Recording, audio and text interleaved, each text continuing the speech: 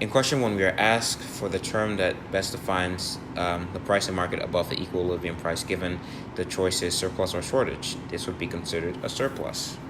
Question 2, we are asked when a surplus occurs, does greed tend to push the price down or up? For the demand side, they would demand a lower price, which would force suppliers to push the price down in fear of a surplus of materials, which would mean they have wasted money for materials that they did not need. So competition between producers would start, which would bring the price down to equilibrium price, where the most successful firms will exchange goods at the most profitable rate. Question 3, we are asked questions based on the topic of producer and consumer surplus.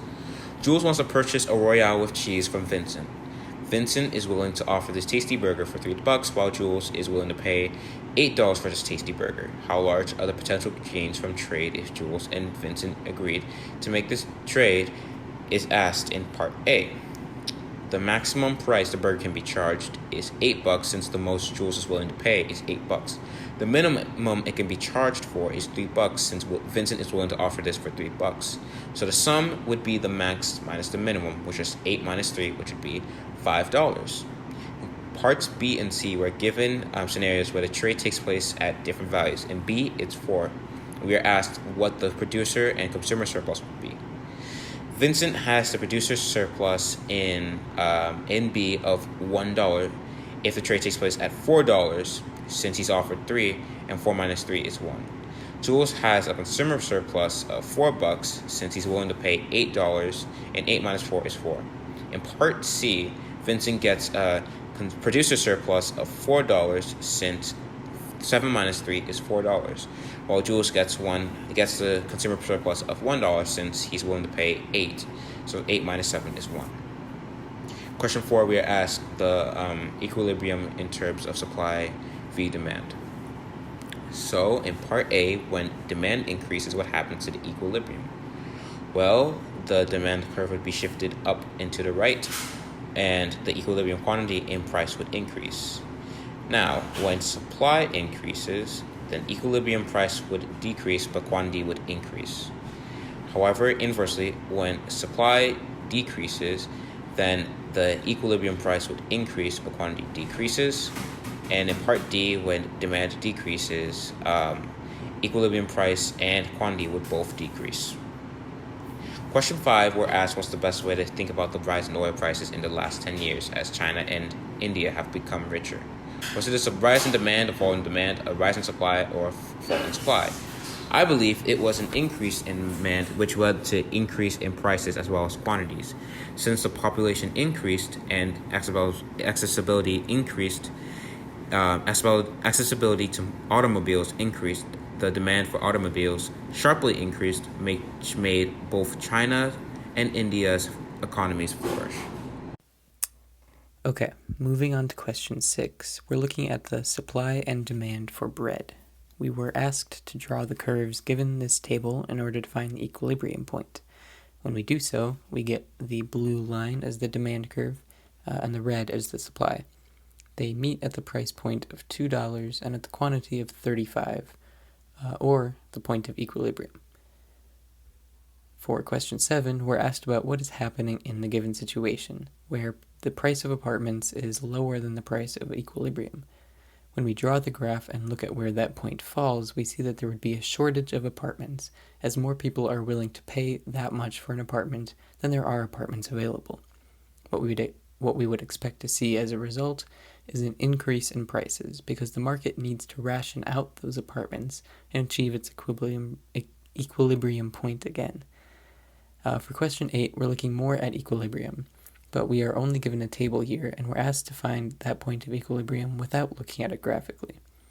To do so, we want to find the point at which the quantity supplied is equal to the quantity demanded, where the market is balanced for whatever good we're talking about here.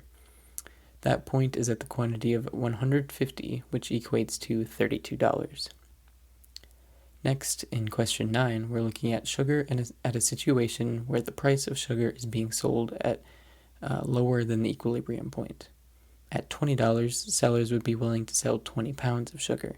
Looking at the graph, we start on the y-axis, or the price axis, find $20 and move towards the supply line. Where we hit it, which is 20 pounds here, will equate to the quantity of sugar on the X or quantity axis. At that same price point, we want to find how much sugar is demanded. So we do almost the same thing now, but we move over to the demand line and find the corresponding quantity there, which is 40 pounds in this case. As I said before, this price is not at equilibrium. There is much more demand for sugar than can be supplied, leading to a shortage. Lastly, here we're tasked with finding the unexploited gains from this trade, and to do so, we take the area to the left of the equilibrium point and to the right of a vertical line drawn from the quantity supplied at the price we're given and bound by the supply and demand curves. We just use the area formula of a triangle, base times height divided by 2, to find that the unexploited gain from this trade is $125. And now for question 10, we're dealing with substitutes in the form of butter and margarine. If the price of margarine were to decrease, the demand for margarine would increase. And thus the demand for its substitute, butter, would go down, as more consumers are going to want to purchase the cheaper option. The equilibrium quantity and price will decrease because, as we can see in the graph here, the demand curve shifts downward and leftwards, moving that equilibrium point along with it. Now, if butter and margarine were somehow not substitutes for each other, the demand for butter, and thus the equilibrium point of butter, would remain unchanged. Moving on to question 11, we're given the diagram, the market for sugar. So the first part asks what would happen to the equilibrium quantity and price if the wages of sugarcane harvesters increased.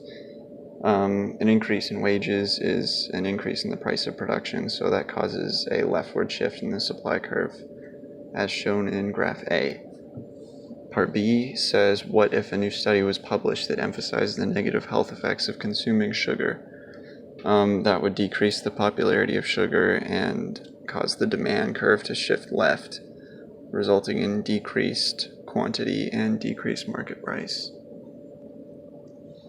Oh, and for the first one, for a leftward supply shift, that causes equilibrium price to increase and quantity exchange to decrease. Question 12. The snowstorm's forecast for the next day. So this means people will expect the price of snow shovels to go up tomorrow. This causes a change in demand. So more people will want to buy their snow shovels today. And as the demand curve shifts rightward, it causes an increase in price and an increase in quantity supplied, because the supply curve remains stationary. Okay, question 13. If through the paleo diet, which is a new fad, and it changes the popularity of grains, so people are shifting away from bread, therefore bread loses popularity and the demand curve is shifting left. Because of this, price and quantity exchanged of bread decrease. Question 14 gives us an old supply and a new supply curve for the price of bushels. Thanks to improvements in technology, farmers are able to harvest more for the same price. And we're asked to calculate the change in consumer surplus given this graph. Equilibrium price moves from $11 down to $8, and quantity moves from 3 to 3.3 million bushels. So the change in consumer surplus is just the area of these changes in the dimensions of price and quantity. You add up this relatively large rectangle, which is 3 times 8, to the smaller triangle, which has an area of 1/2 times 0.3 times 3, to get a total of $1.71 additional consumer surplus. Question 15 shows a more theoretical view of increase and decrease in demand and supply. Every combination of them. Now, sometimes they work together, but occasionally when they work in different directions, that makes either the quantity or the price ambiguous, because it depends on which shift carries more weight. So in the first case, we see an increase in demand and an increase in supply. This gives us an increase in quantity, but we don't know the effect on price because, supply is moving price downward, meanwhile demand is moving price upward. In case 2, we have an increase in demand and a decrease in supply. This causes a definite increase in price, but has an ambiguous effect on quantity. In case 3, we have a decrease in demand and an increase in supply. So both of these factors decrease price, yet demand decreases quantity while supply increases quantity. So we're not sure of the effect on that. And in the final case, we have a decrease in both demand and supply, which causes a decrease in the quantity exchanged, but has an uncertain effect on price. For question 16, we're given 3 scenarios, and in those examples, we're given a major event and a minor event relating to either supply or demand. And we're asked to explain how those changes affects price and quantity respectively, and to determine the magnitude of those effects. So the first scenario here is the rock salt scenario. We have an unusually cold winter, which leads to the depletion of rock salt, and this major event is related to supply because the supply is decreasing due to decreasing availability of rock salt. The minor event here is that there's another storm and sidewalks need to be salted. This is related to demand, and we can see a slight increase in demand since this is a minor event. So on our graph, you can see that there is a big shift of the supply curve to the left and a smaller shift of the demand curve to the right. So while quantity remains low, prices will tend to raise due to an increased demand. We can expect to see a relatively larger change in price. And the quantity supplied will likely be lower, but the change will be small, and we don't know for sure. So for the second scenario, it's about smartphones. Using similar reasoning as the last scenario, we see that the major event here is the increased usability of smartphones. And since it's now easier to use, people will want more of it, relating to an increase in demand. For the minor event, there's increase in supply because of technological advances. And so as you can see on the graph, since the increase in smartphones usability is the major event, we drew a bigger gap in between for the shift, and we expect to see a relatively larger increase in demand. We will likely see an increase in price as well, but we don't know for sure. It's a very small amount. For the third example, it's about canned tomatoes. For the major event here, we know that manufacturers began to use tomatoes from Mexico, which decreases the cost of production, which relates to supply, specifically an increase in supply due to decrease in cost. And for the minor event here is people are boycotting canned tomatoes, and that relates to a decrease in demand.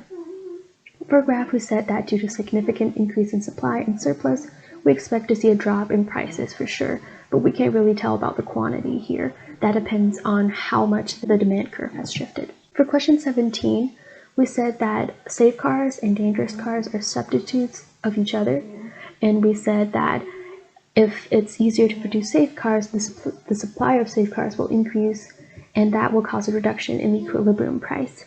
And now that the price of safe cars has changed, this will drive down demand for dangerous cars, since those two are substitutes of each other. To the last question, in general, we conclude that in a free market, as engineers and scientists discover new ways to make cars safer, the number of dangerous cars sold will tend to decrease. For question 18, we explain how prices ration those now scarce goods in this way. If the supply of goods falls, those now scarce goods will tend to have a higher price since they're less readily available now. And for the last question of this lab, if a business can make the job seem fun or at least safe, what probably happens to supply of labor? If the job is fun and safe, then the supply of labor will increase because people will tend to seek that job. The second question is what happens to the equilibrium wage if the factory or office becomes a great place where people enjoy working. So the equilibrium wage will decrease as the result of supply labor increase. And how does this connect to the median radio or television announcer is lower than almost any other job in the industry? We said that this is likely due to the working conditions of radio and television announcers. When workers are more content and are happy and enjoy their job, the labor supply increases and the wage decreases.